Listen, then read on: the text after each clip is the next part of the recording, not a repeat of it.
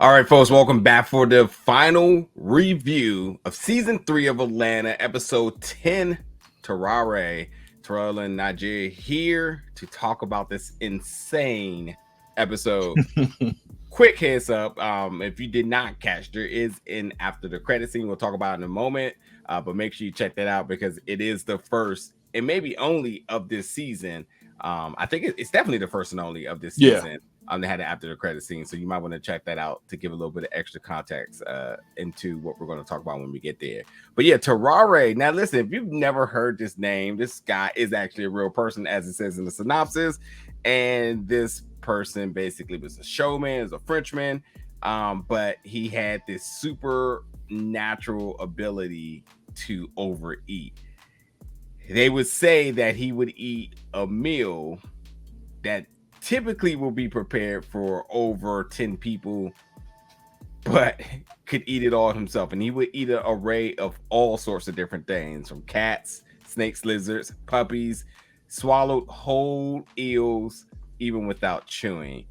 He's considered the hungriest man in history. I have no clue how they land on wanting to put this in this episode and making that a thing. There may be something to it. I don't know what it is. I think the only thing I did get it from it, and obviously the correlation to Tarrare in this episode is the dinner that was fed at at that house, little whatever you want to call it, and they were fed hands. And I thought it was funny because I was just like, oh, they got a hand cooked meal. But whatever the correlation or metaphorical meaning behind it, I didn't get it. But it was you all can help us out on that note, because there's definitely gonna be somebody in the comments like, see, y'all missed the whole point, and that's fine. We missed it. y'all fake woke. Y'all fake woke ruse. whatever it is. But this episode definitely focused on Van, but more or less, we get to see her friend Candace return. We haven't seen Candace this season 2, but I haven't seen her on some other shows. I've seen her on the game in Chicago Fire. Adrian Ray, I think her name is. The game is not good, so I just quickly tuned out. Saw a couple of returning folks and faces I've seen before, and I was like, "Nah, this show's not good." But Chicago Fire is overly popular, and I know everybody watches that. So why people love it, man. I don't think a lot of people like the game. No one's talking about that game, the show. Don't even fake like it. See, that's how you be getting us in trouble. You be fake perpetrating like we. I never said I like it. I'm just saying that's just not our audience. That's not a demographic for that show. No, that's wrong. It is our demographic. The show just sucks. Terrell be on something. The show just sucks and no one's talking about it. That's all it is. No excuses for it. But starting off the show, Candace is in Paris and she's with her girlfriends, and she's like, listen, I got flown out here to go pee on some dude for $6K. Don't be kink shaming men. And I do agree. Us men, we do have our needs, but that ain't one of mine. Like, I mean, that just gets to the point when you got that much money, man, you just be wanting some weird shit. You know what I mean? Like, any drug is accessible to you, and you want to fly a pretty girl across the world to come pee on you, apparently. So, I mean, not me, but then again, I'm not gonna say that. I'm not gonna say that. Put the money. Let me see what I'm gonna do with it. What? I'm just saying, give me some money, then I'll see where I am after. I'm not, like you said, we're not kink shaming. I'm just saying, let me see where I'm at. All right, there you go. So we know what happens when you get a little bit of money. Nonetheless, to debunk everything else you've been saying, talking about Van is dead and whatnot. She's clearly not dead. She's very present. Everyone acknowledges her and so on. There's something kind of metaphorical with her, but we'll get to that. But Van is out here in a whole new vibe. First of all, she's not in New Amsterdam no more. She's in Paris, and she's in Paris. She has a complete full accent. She has a new boo. She's a published model. I mean, as far as I'm concerned, she's doing kind of good. Her phone is going crazy. Her little house is not nice. She's accommodating. She's an artist as well. You see her having a canvas in the background. So, it is what it is. She talked about her boo. I think his name was Marcel or something. That he's a chef, and she is a food runner, so that's kind of they met on the job or whatnot. But anyway, she got some errands. She said, listen, y'all want to hit the town with me, then let's do it. And the three of the girls are just basically like, well, we were looking to get like the authentic tour and get into something in these streets the authentic way. So she said, yeah, let's do it. Now, first thing I said was, yo, why is she carrying this baguette on her back? Like when we saw her at the store, we saw it on her back, and then when they got to the house and then they get back out the house, and then I'm like, why is it still on her? And it's so funny how they did that. But I was like, wait, this is like bad editing or there's something really crazy behind this as well. But what a very, very crazy day. Nothing about this day was normal. I'll stop talking before we get into the other parts. What was your thoughts early on this episode? Yeah, we come in right into it. This black girl living her life. Coming out the pee on a guy for $6,000 because that's actually pretty normal. I've heard this conversation before. You're normalizing it. I hear you. And like I said, we ain't seen Candace in a minute. One of Vanessa's friends. I had so many theories as to what was going on with Van, and I knew she was going to get her episode. I knew before the season was done, like we was going to get a Van focused episode, and we see off the break like somebody that knows her and has seen her, seeing that she is not herself at all. You know what I mean? Like bitch, why are you talking like that? Like what's up with you? You know what I mean? To film like you hanging out with a complete stranger because she's like, hey, come on, let's roll up. They go to her house, like you said. The magazine's on the table. And I'm like, damn, how long is she there to become a model? To establish, paying rent is whatever she's at. You know what I mean? Like so at some point she's completely checked out. And the first thing I'm thinking in my head is, we go through this, is she got a little bit of DID, dissociative identity disorder. As we just talked about that previous in like Moon Knight and stuff like that. At some point, the switch hit and she just became somebody else and adapted to where she was and just completely forgot where she was. But so far, it's a pretty solid start. Yeah. Something you said that I was about to say something about, and it just totally went out of my mind. I don't remember what it was. Something you said. I was about to say. Well, I mean, we know you French. Baltimore, no, man, no. You Baltimore French. That's what it is. Oh, but listen, we're not kink shaming. That's your life. That's your life. But listen, I'm not. So don't even think. But $6K, I'm tossing that out. Some money in your hand. I'm telling you. Listen, I'm not at all. There's way better ways to spend my money than to fly somebody across the country get peed on. You might as well just drop your OnlyFans, sir. Man. I think that there's a couple of things. Like when Candace did see her and she was kind of shocked, I think that was kind of like telling, because it was kind of like she's seen a ghost.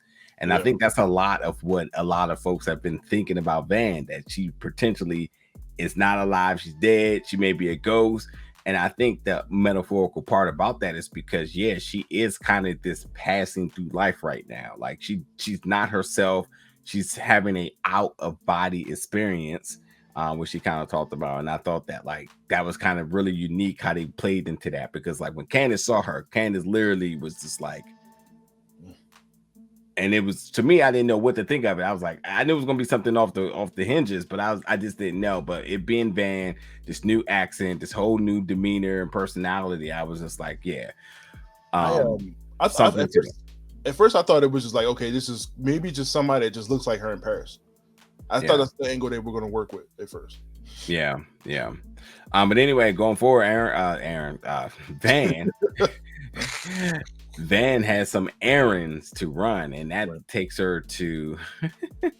I can't even believe this. They go to Alex's house, just good old Alex Xander Skarsgård, who has been killing it recently.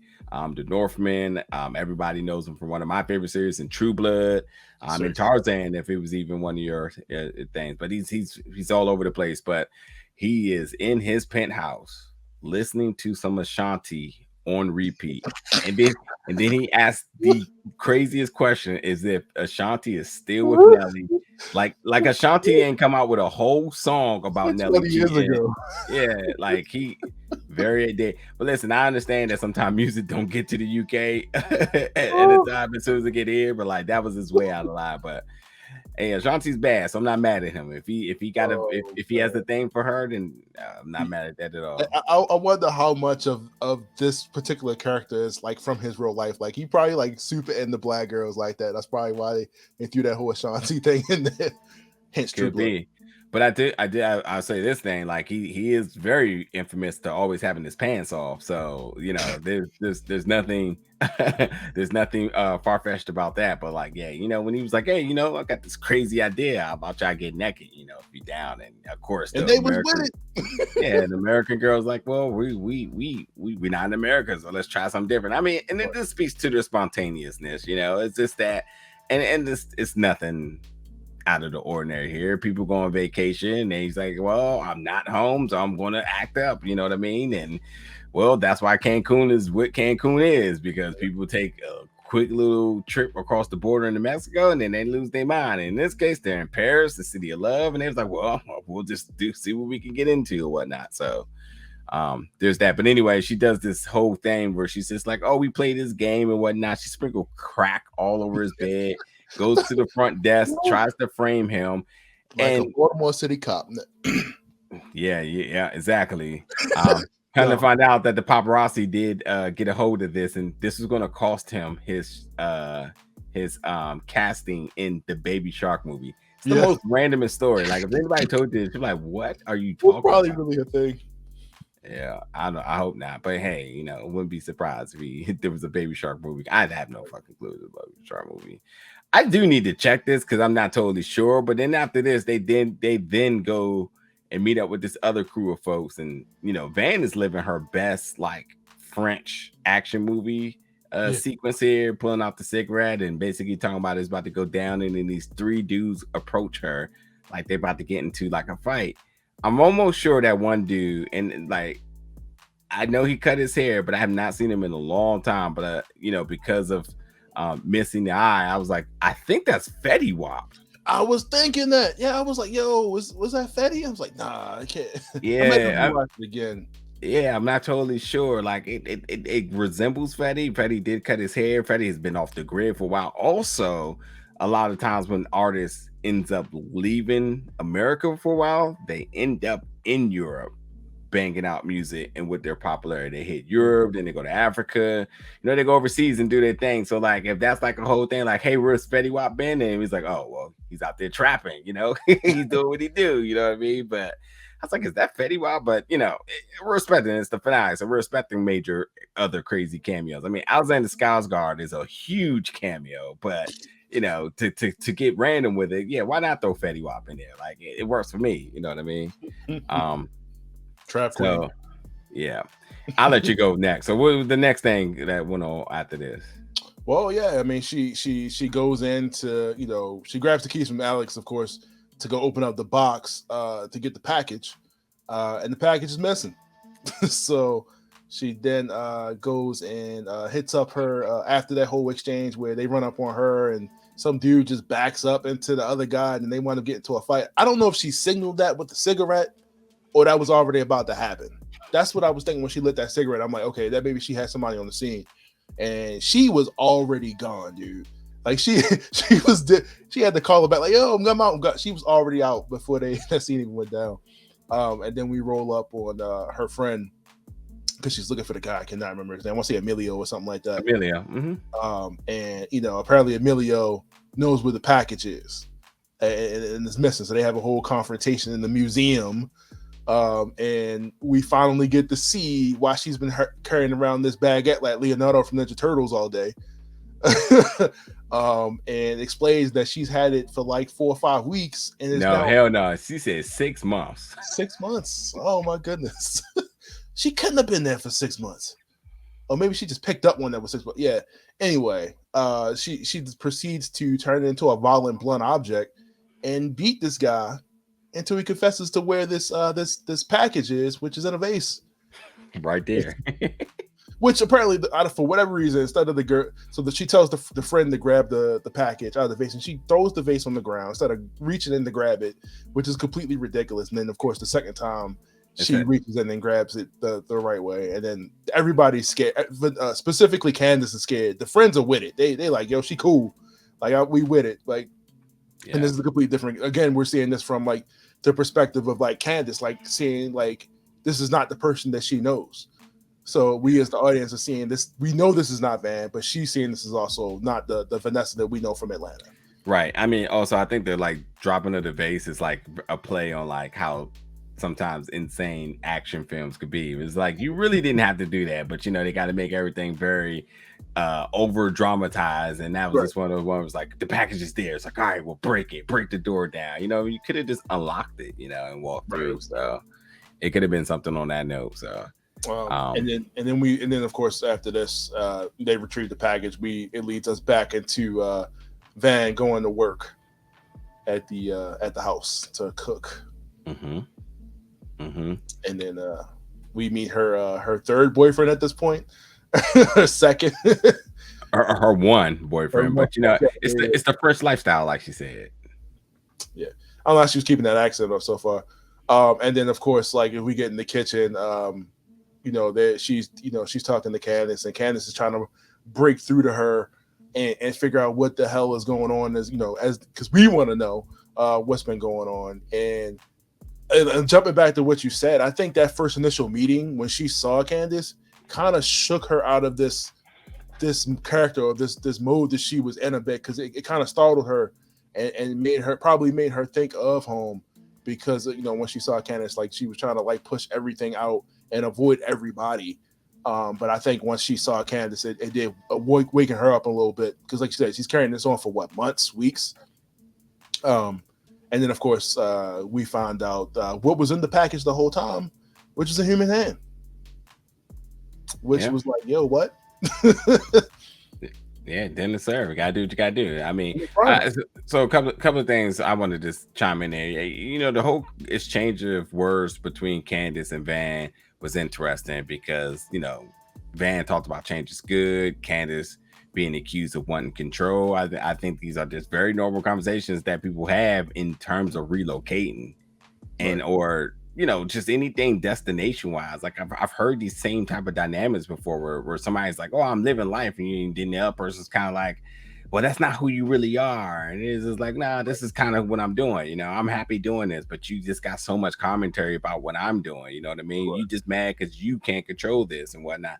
And I think it's sort of like the same dynamic in the beginning, because like when they start to establish who Candace was, what Candace is. You know, she lives this luxury life, and you know, she's from Atlanta, so now she's here, and I'm getting flown now. I got $6K, and I just do this, and so like that's appealing to her other friends. But then when her other friends start to see like, oh, well, there's a lot more, and it starts to shift the focus on Van, and then they're having fun, having an experience. Then she's just like, nah, I don't want to be here. Something's wrong. Let's go. I mean, it's almost hating, but like it's definitely.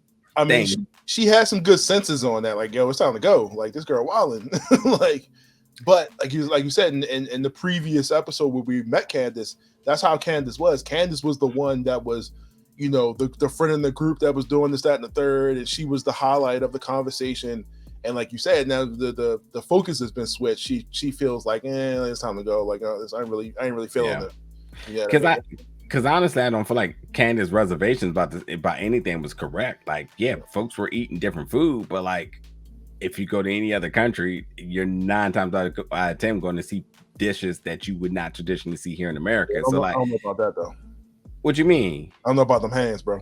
No, I'm just saying, like figuratively, you know, yeah, they made the hands to make it to seem extreme, but like you go to some place like a Thailand, you see people eat bugs, or like you go to like, you know, certain parts of Mexico, you know, you see certain type of cuisines and whatnot. So like, or you know, the more Asian you go, the more should I say more west of the world, more deeper in Asia or further away from America, different cuisines. So like it's like, you know, just to be like, this seems different because this seems weird because I mean, I think that's like the very Americanized approach of things, where you just like, well, it's not what we're used to in Atlanta, so we need to get out of here. And I think, like I said, our reservations didn't really have like a backings to it. Hands, I would never eat, obviously, but like it was butter. was butter on. They were fried and everything. But I mean, like, yeah, you go to another country, other country eats octopus or they eat crocodiles. You know, this things are different wherever you go. And I just think, like, you know, if you don't like it, then that's fine. But don't try to throw your passive hate on me or whatever it is for us having fun. Like that's just negative. That makes you toxic for doing it. You know what I mean? And she was definitely trying to almost self-destruct this entire situation by that aspect that she was going in.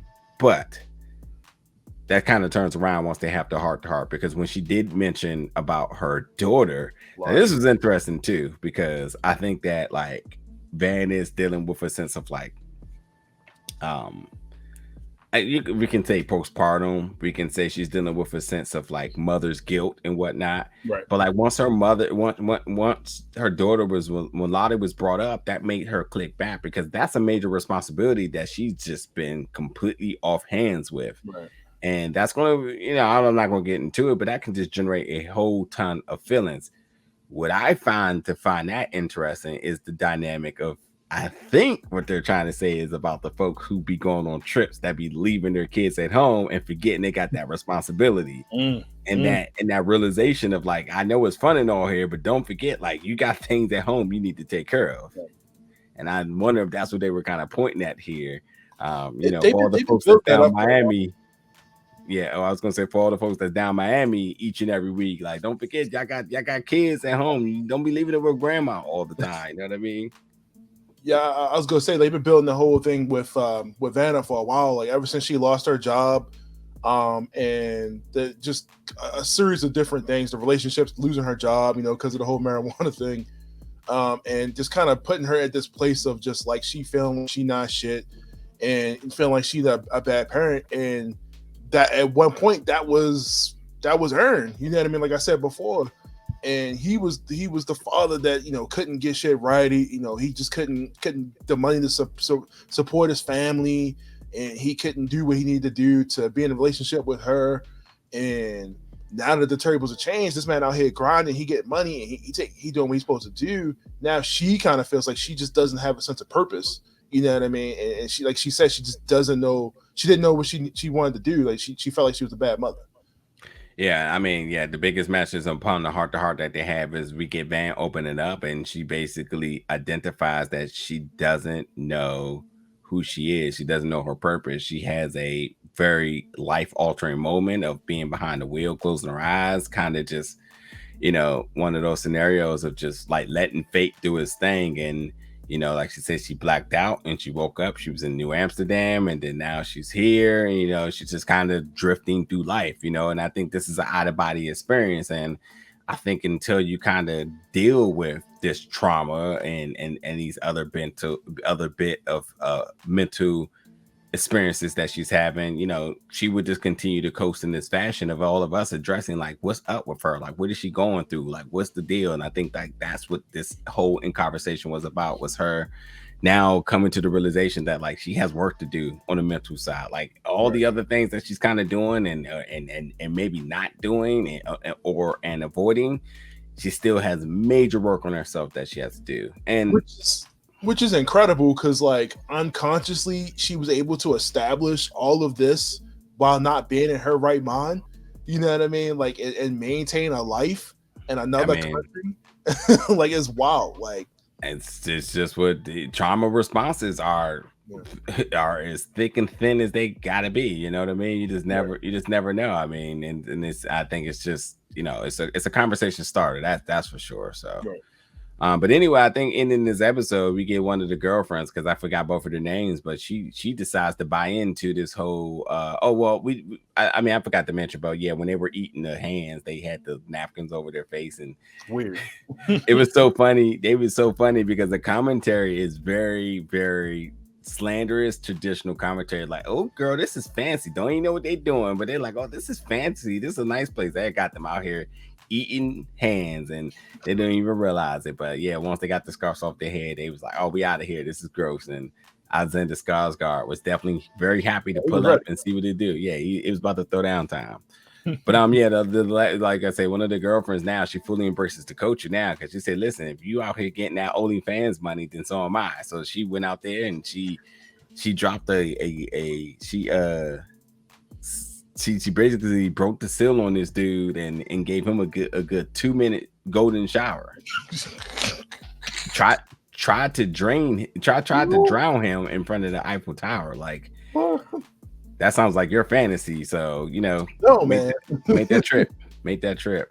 But yeah, I mean, I don't, before we talk about the end credits, I mean, like, that is it for this season. I think that, the season was a little unconventional. There was good messages. The characters had, um, within their arcs, I thought they were, again, this entire season was very metaphorical for things.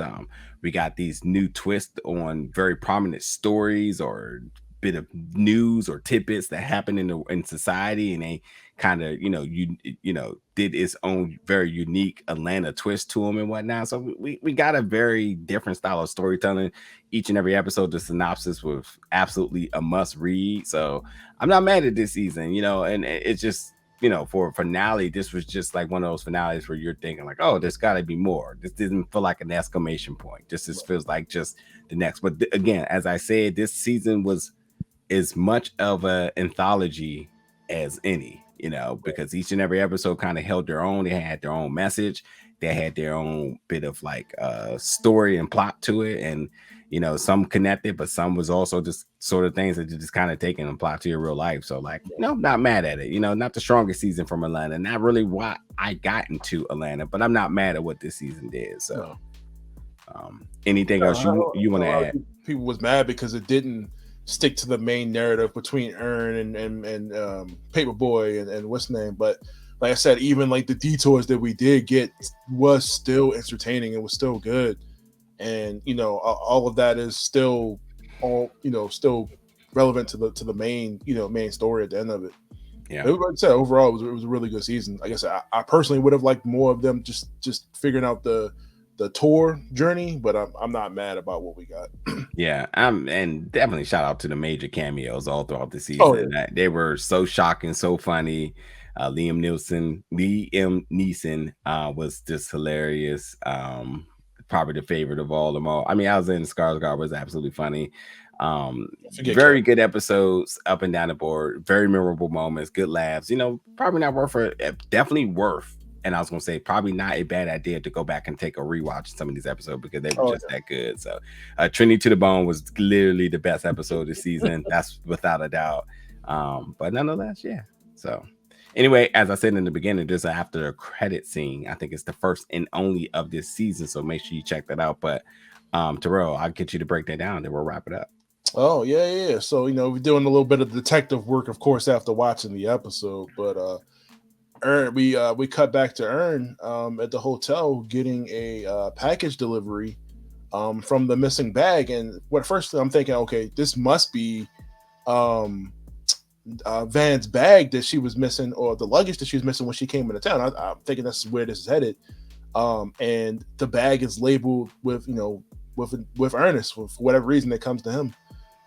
He opens the bag and a few items in there, some shirts and some photos. Yeah. And what do we know? It's the photo was of our favorite guy Ernest from episode The Big Payback. If you guys don't remember that was the guy who was talking to, I cannot think of his name, Marshall in that episode about how hey, we gonna be all right, man, and then goes out and kills himself by the pool. So he in that episode says, hey, they misplaced his luggage, and just happens to wind up with other Ernest. And so I say that to say, like, this kind of really confirms that that episode exists. Like that whole situation is actually happening within this world of Atlanta. Like that's canon to what's going on, which is crazy. Yeah. Like, so all that side stuff is actually happening within the same universe or the same show. Yeah.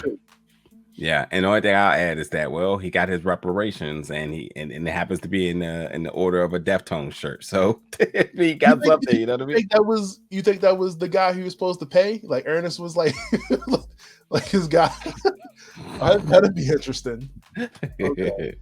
Yeah. Well, folks, let us know your thoughts about this entire season. Let us know your thoughts about the finale, things we picked up on that you like, things that we might have missed. Jump in the comments and you explain it all. Give us your theories. Where do you want to see this going? Where would you like to see this go come next season? Drop all of that in the comments below. And that would do it for our reviews of Atlanta season 3. Thank y'all for tuning in for all 10 episodes. We'll see y'all back for more content very soon. See you.